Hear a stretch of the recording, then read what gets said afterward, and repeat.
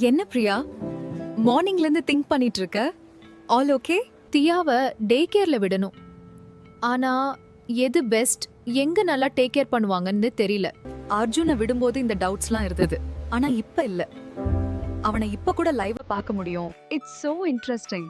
இந்த ஃபீச்சர்ஸ்லாம் இருக்க வேற என்னலாம் இருக்கு? நம்ம என்ஃபான்ஸ் டேக் கேர்ல ப்ளே ஏரியா தனியா இருக்கு, ஃபுட் ஏரியா தனியா இருக்கு, ஸ்லீப் ரூமும் தனியா இருக்கு. அது மட்டும் இல்ல, கஸ்டமைஸ்ட் மீல் பிளானும் இருக்கு.